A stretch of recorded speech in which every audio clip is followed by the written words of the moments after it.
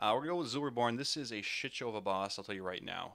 Um, a shit show of a boss. Let's go through Zul Reborn. So Zul, and I can't remember which video do we have here.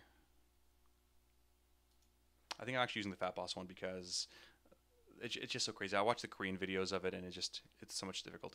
If you have high stacks, you step away from the group. Yeah, so if you have really high stacks, yeah, you want to move away from the group. But I mean, high stacks there. I mean, people had 8, 9, 10 stacks, whatever. What did we suggest here with Vectis? Let me pull up here. I can't recall what it was. I mean, those guys got to 8, 9 stacks, was totally fine. I mean, they were doing it, again, with personal cooldowns on some of those contagions. But because of how spread out the raid-wide AoE buff is, or debuff is, you're able to, generally use most of them. Yeah, 45 seconds, 105, 250, 313. So typically you'll be dealing with 2 massive explosions per phase is what it looks like. But yeah, if you're getting too high, then move away from the group slightly, so you're not the closest person to somebody else with, the plague debuff. So with Zul, this one is a long one. It's complicated. We're gonna go through the Fat Boss video just to use their stuff here. So basically, it is the boss plus a number of different ads. There's 3 types of different ads. There's little bloodhound things, which aren't too important. They just need to be killed off, rather quickly. Well, relatively quickly with dots and whatever else. There is the blood hexers, which do I mean, if you guys remember doing Throne of Thunder, that was that boss that spawned little ads during her shadow phase, the council boss, and basically they would walk to players or walk to the boss. This blood hexer basically spawns little globules. If they reach the boss, they're going to heal the boss, and you don't want to deal with that stuff. And the Crusher does his fun little abilities here as well. Now, one of the most important abilities on Zul is this little debuff here. So again, you're soaking stuff as usual. It looks very similar to the Kill Jaden puddles themselves. So you can, let's go back here for a second. There's another one. So somebody has to spawn in them or stand in them, or else the raid takes massive damage. The one person will take, a little bit of damage. Here we go. So they're killing the ads here, interrupting the barrages. Sorry, the Shadow Barrage is going off to random players. All right, so the Pool of Darkness is what they go over here. Again, it's these little things that need to be soaked. Whoever, it doesn't matter who, just go soak it. If there's one near you, go soak it. That's what matters. And again, there's lots of ads initially, but there's going to be more and more spawning periodically throughout the entire encounter. We'll go through it here as Fat Boss does. So again, you're AoEing most of those things down. Those little Krogs aren't a huge priority. It is the Blood Hexers. So again, proper positioning, killing ads first is the most important thing. Blood Hexers first, followed by Crushers, followed by little Krogs, and then Zul. That is your priority for killing the ads. See the little animated Ichor? So the little animated Ichor spawns from the Blood Hexer. Let's go back a second. You can see it spawning there from the Blood Hexer, going towards the boss. If it gets to him, not a fun time. So here they're also moving them away. Eventually, what happens here is these Dark Revelations does 6,000 damage to all the players. You can see here on Heroic, it targets 2 players. So you can see the person running away. There, 2 people running away. Now, a lot of the mechanics here in Uldir, the further you are away from the explosions, the less damage you take, right? That's the same for a lot of these. If you guys remember doing Argus, Soul Burst, exact same thing, right? Exact same thing. Run them off. We're going to have Omega. You want to mark these people up for us? And we throw down some markers. We found it a lot easier on fights like Argus. You have purple and red markers. Purple goes here, red goes here, orange goes here, right? Soul Burst, Soul Bombs will likely do the same thing, or ask the DBM author to do the same kind of stuff for a lot of these bosses where you're targeted by something. Okay, let's throw a mark on you, go run to your mark, right? Ideally, you want to be really far away from the rest of your raid to minimize how much damage you're taking. This person here, good spot. This person, probably not in the best spot. And again, you take a crap ton of damage. Again, so once those people drop their things off, these little minions of Zul happen. You guys remember a little dungeon that these little things happen? Is it Shrine or whatever? Same kind of thing, right? They have an absorb shield. They don't have a lot of HP, but they have a magic absorb shield on them. Now, great thing, priests. priests can mass dispel this stuff, right? It sucks that you need to have a priest, but you need to, I mean, priests make your life a lot easier. You mass dispel them, blow them up, super easy. So you'll typically have, let's say, one section here, one section here. You'll mass dispel this group, awesome, kill this group. Whatever you want to do, right? But you need to reliably have that mass dispel ready to blow them up.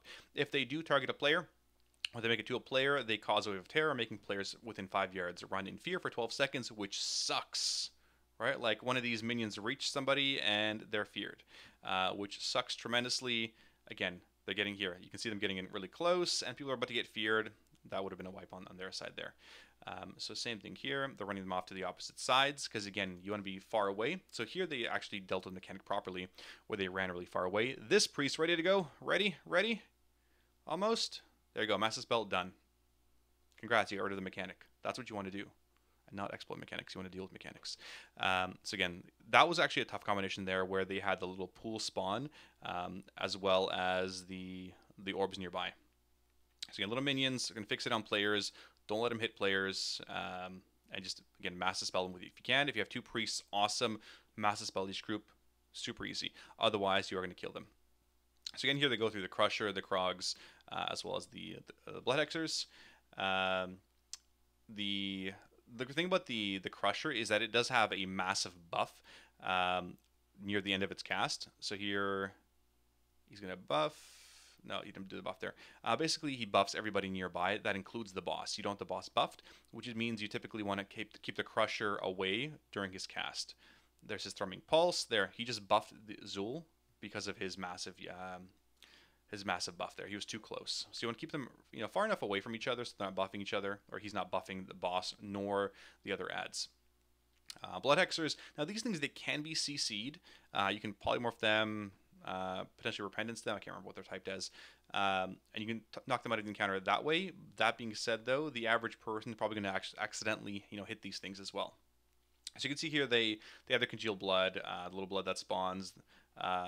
It loses 1 health every 5 seconds. 0.5 seconds, not a big deal. But it does, again, transfer all of its health to Zul, and you don't want that to happen, right? You don't want to be dealing with a healing boss. So here they're going to be interrupting the cast. So what happens is they actually have 2 Blood Hexers up. If the Blood Hexers are too close to each other, they heal. They heal massively, which is why you can't have 2 Blood Hexers stacked on top of each other. There's the Call of Blood. Pools of Darkness. So again, you're soaking these things. If there's stuff nearby, you need to run to it, right? And you can see that big sort of spike coming out. There's the Animated Ichor. Again, they're trying to kill it, stun it, whatever they can. All right, and again, at the same time, you're dealing with the ads. So it's a bit of a shit show here with how many ads are spawning. It's a very overwhelming encounter for those of you watching it. There's just so many things going on, so many things to prioritize. I would say it's definitely one of the tougher encounters that most guilds are going to encounter on Heroic, depending on the tuning. Simply because there's so many ads, it's so many different abilities, and then you're dealing with those little the explosions at the same time. Like, it's one thing to deal with, okay, this is the ad phase, this is the dodge phase, but this is reminiscent of like an end tier boss as well. You can see here that they're going to run out for their explosions. They're trying to run away from the other group. This group is going to take a little bit more damage from this ad over here because they're a little bit closer. This guy's totally fine. And that's phase 1 in a nutshell for this boss. Now, when the boss gets to 40%, he gets a lot tougher. He does a frontal cone ability, needs to be picked up, that kind of stuff. Now, the cool mechanic that he does is called Death Wish, and I think they're going to go through it here potentially later on. Sanguine Presence. Yeah, so here, let's go through Sanguine Presence. I'll show you guys there. So this is the Sanguine Presence that I talked about earlier. If these guys are too close, they just heal each other, right? And they heal everything nearby. So if these guys are too close to themselves as well as the boss gets healed, you wiped, right? Again, it's positioning. So it's not only positioning of you guys as players, but it's also positioning of you guys as tanks and how you position the bosses. That is super, super key for being a good tank. All right, so yeah, I mean, at this point, it's a wipe. There's a Pool of Darkness spawning, but they just healed everything, and it's massive explosions. And again, so many adds up. These Krogs, I mean, yes, dot them up, do whatever, but they need to die, because if they don't, then every time they hit something, they heal for their HP. So here, they're fixing this little boomkin. All right, of course, there's an Ichor. Again, you can slow those things. I believe you can stun them as well. CCs are super important here. CCs interrupt positioning, all the stuff Sparty always preaches about. All right, go through that one more time. Let's try to go into this next phase here for you guys to see it really quickly. Pools of Darkness. Can't remember which video we used. Here we go. So this is a fun one as well. So you still have the fixates going into this last phase. What's going to happen is, yeah, the fears still happen, the ads still happen, whatever. But people are going to get feared. Now, you see what happens here. So these guys are going to run away. Now, wherever you dispel them, so they have a dispellable debuff called Death Wish. They're going to run towards the edge. They have a Death Wish where they're trying to run off the cliff like a typical LFR player. It does, if you dispel it right away. So it targets 2 players. If you dispel it right away, it's going to blow up on the raid, right? And you're going to wipe. You need to let them run towards the edge and dispel them far away. Because when you dispel them far away, you take less damage as a raid. At the same time, you want to spawn those ads later, like you spawn the ads further away, so your priest or whatever can mass dispel them, and you spawn this big pool of blood.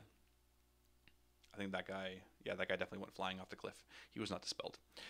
So again, you're dealing with these minions. You want to blow them up. Ranged are really advantageous on this encounter for those reasons, right? If they get fixated, they have a lot more room for them to get over there. At the same time, the tanks are dropping off the big debuff. Here, they actually overlapped it. Again, there's a spell. The spell happens, and then these 5 little ads are coming out to fixate on the players. You guys, as a raid, should be stacked pretty close together here in the middle because it ensures that all of the ads come together. They're going to converge on one point. So if they're coming from star or like in a little cone area, they're going to converge on one point and go towards you, making it much easier for your raid to kill the ads. Here, what they did was they actually life gripped it. So because it is a raid-wide damage, I believe it's like 40,000 damage for the actual dispel and explosion, they staggered it. So they had this one go off first, so they're going to dispel this guy, and then the other one they want to stagger. So again, we'll see how the tuning is, see how HP is for the raid, and how much damage people are taking. But yeah, that is phase 2 in a nutshell, at which point you'll be burning the boss and dealing with the fun kind of stuff. And yeah, these erupting blood for the tanks, also not a fun time. Again, you create those little pools of blood, watch where you're creating them. Similar to, what, Ursoc, sort of, almost? But yeah, that is Zul in a nutshell. It is a bit of a shit show of a boss, just with how many ads are going on. It's not a fun one. But obviously, look how clean and easy the encounter seems when the ads are gone, right? So this is why it's important to prioritize those ads every single time, and everybody has a much easier time with bosses. Always, always, always ads. So what are the ad priorities? It is the Blood Hexers first, well, little blood ads, Blood Hexers, then Crushers, then the Krogs. That is your priority for the ads. And then I guess above that even would be the little minions. Minions are the highest priority because if they reach you, then they're going to fear the raid and you're going to wipe. It's going to start that domino effect. Next would be the little blood. So if a Blood Hexer spawns a blood, then here, those are the little ads. If Blood Hexer spawns a blood, kill it first, then kill the Blood Hexers, then kill the Crushers. Crushers need to be positioned properly because they're going to buff people within 30-40 yards. Then kill the Krogs, and then kill the boss in that order. So know your priority, what you're going to be killing each time. There, the fun little logos of blood. And you got permadot here as well. That is a fun time, a bit of a soft and rage for you guys as well. And again, you'll have less and less room as these bloods are, as taking up more of the room, which is why the room is so friggin' large for you guys to deal with those abilities. Yeah, Krogs can't be ignored, absolutely, because again, like I said, for every time they hit, they're going to heal for their HP. Right, so it's not enough to just dot them up because when they hit somebody, they're going to heal that HP back. That burst damage here, you can see on the damage done that the rogue, the brewmaster, and the demon hunter absolutely annihilated them. This is the third last boss, so it is a bit of a shit show. It's more of a complicated one as well.